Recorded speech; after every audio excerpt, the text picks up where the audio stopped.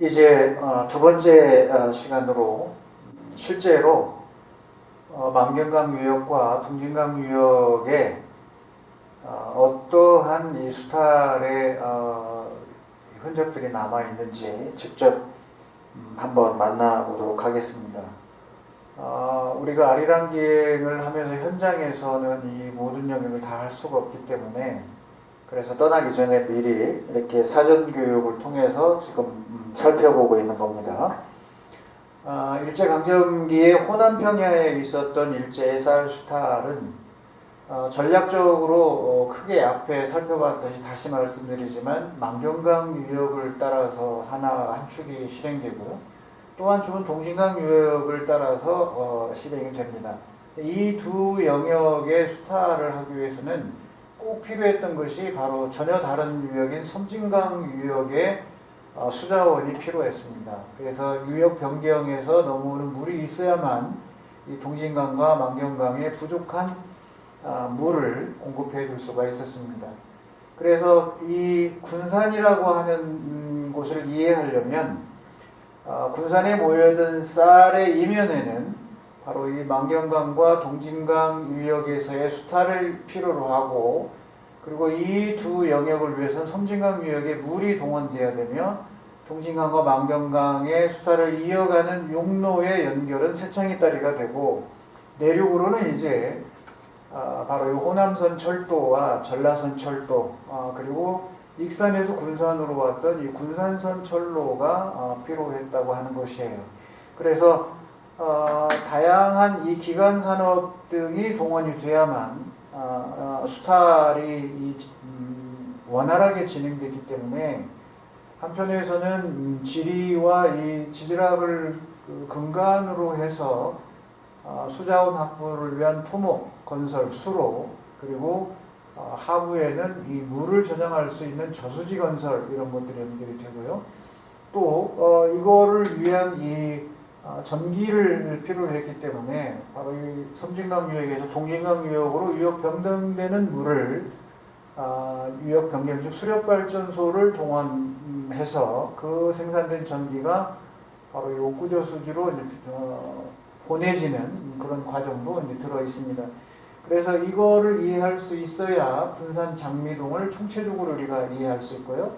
그래서 여기에 이제 금강이라고 하는 곳이 운송로로서의 금강 하구의 내항이 이제 동원이 된다고 보면 되겠습니다.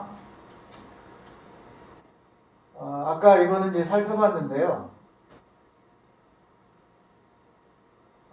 이 부분의 상류 부분에서는 이제 대하저수지의 댐이 경천저수지와 함께 건설이 되고, 그리고 하부 부분에서는 해수면과 거의 똑같은 이러한 간석지를 간척지로 만드는 사업이 진행이 되면서 그 둘을 연결하는 게 이제 대하광역수계 수로가 됩니다. 그래서 상부의 댐, 하부의 간척 사업과 물을 저장할 수 있는 이 탱크형 저수지를 만들고, 이 두 개 상부와 하부를 연결하는 게 바로 대하광역 수로였어요. 이 수로에 대한 것을 우리가 옥구저수지 현장에 가서 직접 제가 설명을 또 드리도록 하겠습니다.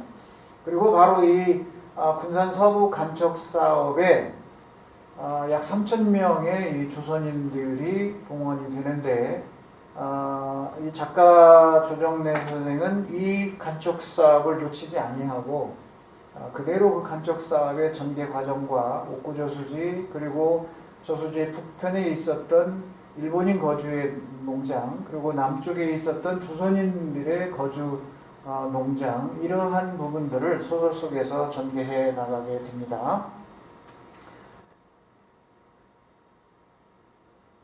그 다음에 이제 이 동진강은 아까 말씀드린 대로 1900 약 5년 뒤에, 만경강보다 약 5년 뒤에 이제 수탈을 위한 기간 시설들을 건설하게 됩니다.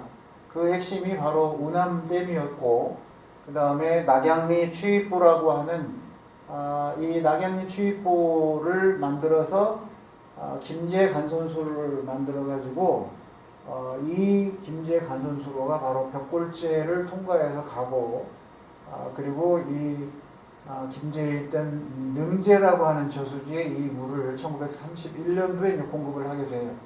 그리고 나서 바로 이 광활 간척지 사업에 이 물이 제공이 됩니다.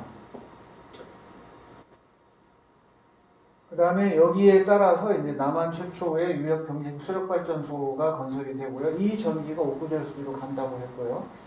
자, 그 다음에 이제 섬진강댐이 새로 추진이 됐는데 전기를 더 추가로 생산하는 거와 수자원을 더 확보하기 위해서 시도했지만 일제가 이걸 시작하면서 태평양 전쟁을 벌였기 때문에 그렇게 진척을 보지 못했어요.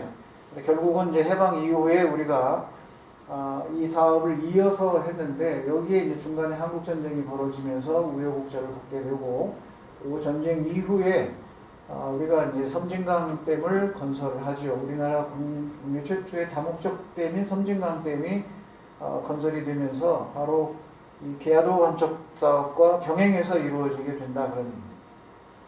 그러면 먼저 동진강 유역에 분포하는 수탈 현장을 찾아보고 이게 끝나고 나면 만경강 유역을 만나보도록 하겠습니다. 좀 빨리 나가볼까요?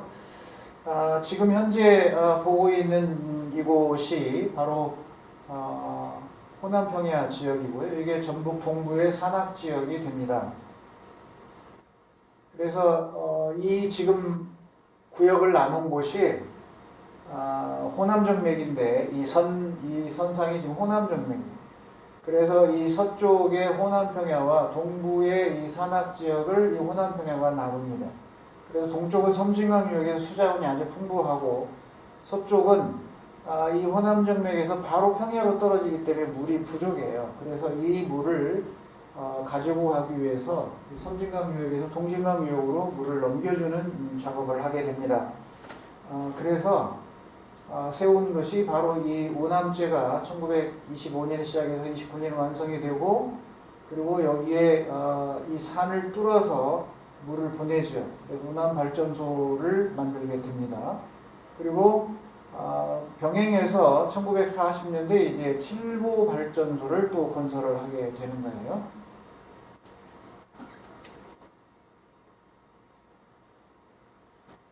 2015년 아주 급가뭄이 되었을 때 이 1929년에 완성된 우남댐의 밑바닥을 제가 이제 촬영을 한 것인데 이게 지금 붕어섬 일대거든요. 근데 지금 현재 이 사진은 이게 지금 1925년에 시작해서 1929년에 완성된 우남제입니다.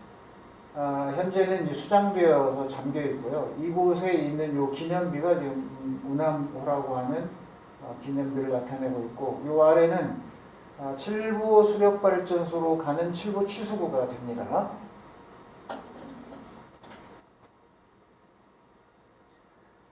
지금 요게 섬진강 다목적댐인데 이거는 이제 해방 이후 우리가 이제 건설한 거고 기존의 우남댐은 여기에 있습니다. 그 우남제가 좀 수장되어 있는 여기까지 한 2km 정도 되는데 이곳에 물속에 아까 본 그 우남제방이 들어가 있어요. 안으로. 그리고 물을 섬진강 유역, 동진강 유역으로 넘어오는 수조입니다. 그래서 이 수조를 통해서 물론 이제 압력을 조절하는 것인데 이 물이 섬진강으로 넘어오게 되고요. 그리고 넘어오는 물을 전기를 생산하기 위해서 만들었던 운암발전소가 여기 있어요. 지금은 이제 완전히 폐허가 되어 있는 거고 과거에 물이 이 두 개의 구멍으로 들어와서 이 발전소 밑에 있었던 발전기를 돌리게 되어 있는데 지금은 이렇게 흔적만 남아 있습니다. 이 그림에서 보게 되면 이게 지금 동진강이 되는 거고요. 요거는 지금 고부천입니다. 그래서 정읍천이네요. 정읍천이 동진강과 만나는 곳에 여기에 이제 만석보가 있게 되고요. 그리고 낙양리 추입보가 여기에 설치가 되어 있습니다. 그리고 이러한 평야지대에서 생산된 쌀을 깎기 위해서 도정하기 위해서 만든 게 이제 신태인 도정 공장이 여기가 있고 그리고 호남선 중에서 신태인 여기 1914년에 완성이 되는데 이건 이제 쌀을 실어서 바로 김제를 거쳐서 익산을 거쳐서 군산으로 가져가기 위한 철로가 완성이 되는 거죠. 이 아래에 바로 태인의 무성서원이 있습니다. 이 태인 무성서원은 소설 아리랑에서 송수익이 의병장으로 시작을 하게 되는 공간이에요. 그래서 1906년 6월 4일 실제로 있었던 태인 의병의 현장이고, 면함 최익현과 도는 임병찬이 이 태인 의병을 출발시켰던 그 공간입니다. 아까 낙양리 취입보라고 하는 곳이 있다고 얘기를 했는데, 바로 이곳에서 물을 정읍으로도 보내고 김제로도 보내는 백갈래로 내어 보낸다고 해서 백파예요. 그래서 한 근원에서 백갈래로 나눠준다는 의미를 써서 일원종시 백파라고 하는데, 바로 이게 여기 지금 보면 낙양리 취수공 착공이 서기 1926년 4월에 해서 준공은 서기 1927년 5월에 됐고, 공사비는 총 금 17만 8천 원이 들었다고 하는 기록이 남겨 있는 겁니다. 바로 요 빈데요. 이때부터 이 물이 들어오게 되면 벼를 모내기 할 때부터 이 물을 보내주기 시작을 합니다. 보통 이제 4월 25일경인데요. 이때 물의 통수식을 거쳐요. 그래서 이게 지금 1927년 이후부터 시작을 해서 지금 현재 2024년까지니까 상당히 오랜 세월이 흘렀죠. 자, 이곳 현장은 뭐냐면 여기가 정읍천이고요. 이게 지금 동진강입니다. 동진강이고, 여기가 바로 이 낙양리 취입보가 있는 곳인데, 이곳에서 김제 간선수로가 출발해가지고 이 하천 아랫부분을 통과해서 이 길을 타고 김제 간선수로가 이어집니다. 여기가 바로 낙양리 취수공이 있는 곳이고요. 그리고 여기는 잠관을 통해서 하천 밑바닥으로 올라온 뒤에 이렇게 통과해요. 그래서 보면 여기가 지금 낙양리 취수공인데, 본래 이게 동진강입니다. 동진강의 본류가 이렇게 가면 이게 김제 간선수로가 가는 곳이고요. 그 다음에 여기 이쪽으로 가면 정읍 간선이에요. 그래서 이게 1927년에 만들어졌는데, 지금 이제 우리 기술로 새롭게 진보된 그런 시설로서 존재하고요. 김제 간선수로가 이렇게 오다가 요 하천을 만나게 되면 밑에 잠관을 통해서 밑으로 해서 나가서 바로 벽골제로 진행되는 그런 모습입니다. 이거는 제가 이 낙양리 취소공의 관리소에서 벽에 걸려있는 걸 찍은 건데요.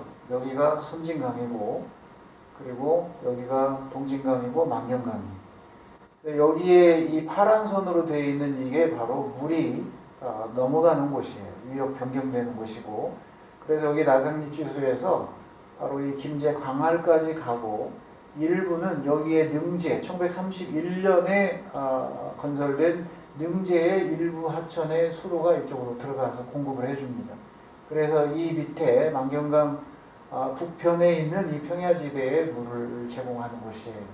현재는 지금 현재 이 만경강 유역에 물이 있지만, 여기 금강에서 물을 보내가지고 만경강을 거쳐서 이 호남평야로 현재는 물을 제공해 줍니다. 이 호남평야는 섬진강 물이 건너가고, 금강 하구뚝에서 물이 이 유역으로 넘어오면서 우리나라 최대 곡창지대인 이 호남평야에 쌀을 생산하는데, 섬진강, 금강 이 외부에서 지원을 하고 있는 셈이고요. 그리고 내부적으로는 동진강과 만경강 유역에 물이 또 추가로 공급이 되고 있습니다.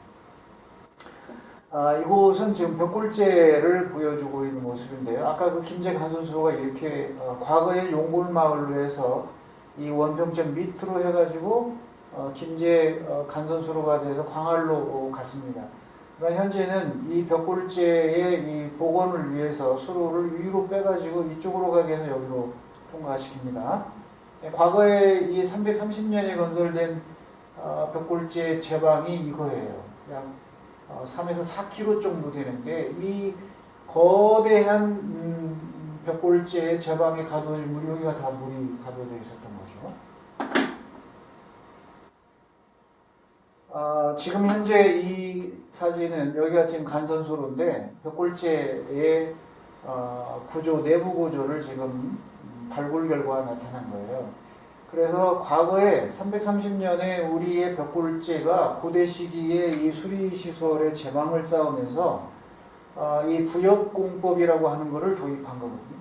맨 하부에 부엽토를 집어넣고 그 다음에 이 켜켜이 쌓은 흔적이 층이 보일 거예요. 그래서 한 번에 쌓은 게 아니라 1차 부엽, 2차 부엽, 그 다음에 3차, 4차, 5차, 6차, 7차 이런 식으로 7차의 단계에 걸쳐서 켜켜이 제방을 쌓아 올렸기 때문에 그 제방이 견고하게 유지될 수가 있었다고 하는 거죠. 이거는 330년에 완공된 거라고 하면 우리가 알고 있는 일본 오사카의 사야마이케 협산지라고 하는 저수지가 있는데 백제인들이 616년에 이 기술을 제공해서 일본의 습지지대인 오사카를 농토로 바꾸면서 오사카의 이 쌀 생산력을 엄청나게 증대시킨 배경이 바로 이 사야마이케라고 하는 저수지를 이 백제인들이 전수를 해줬다고 하는 겁니다. 그래서 이 벽골재의 이 축조법은 바로 이 바다 건너 300년, 약 300년 뒤에 일본에게 전수되었다고 하는 걸 우리가 꼭 기억을 해줄 필요가 있고요.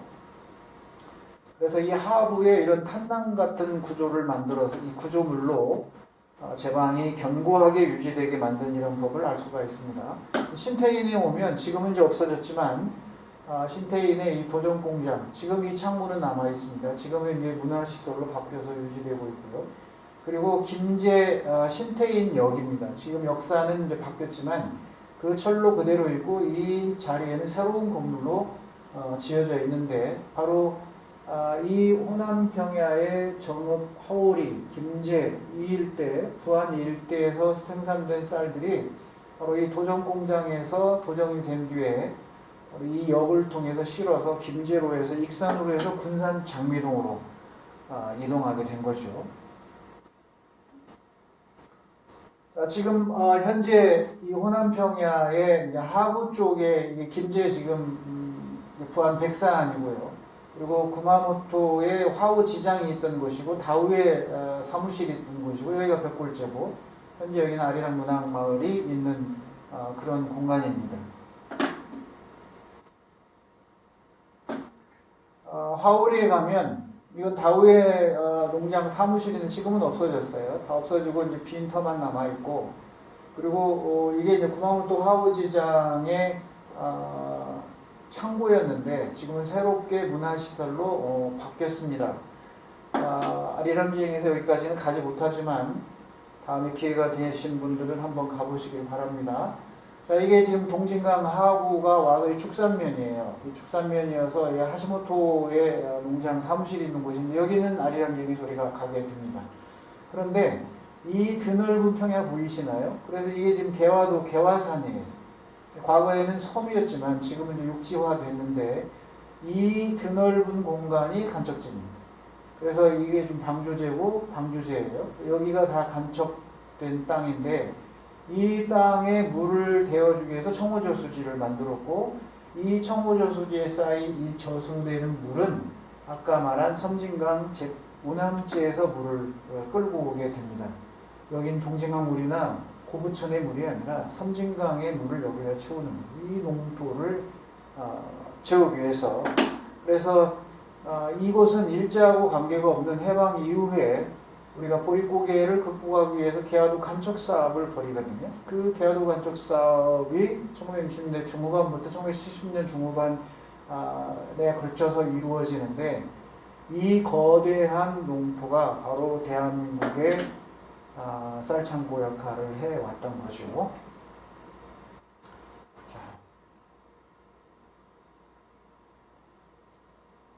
김제 죽산면에 가면 하시모토 농장 사무실 우리가 가게 되는데 실존 인물입니다. 아리랑 속에서도 실존 인물로 그냥 등장을 하게 되고요.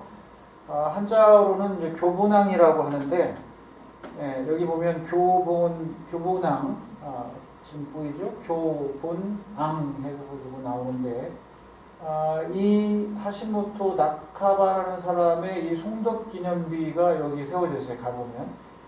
이거의 글씨를 쓴 사람이 손영목과 강동입니다. 세운 사람이, 이 손영목은 전라북도 도지사를 지낸 친일파가 돼요. 자, 이제 이 구역에서 한번 보겠습니다. 이게 지금 만경강입니다. 이게 만경강이고 여기가 옥구저수지예요. 옥구저수지고 여기는 이제 옥녀저수지고 그리고 여기가 바로 군산 내양 장미동 일대입니다.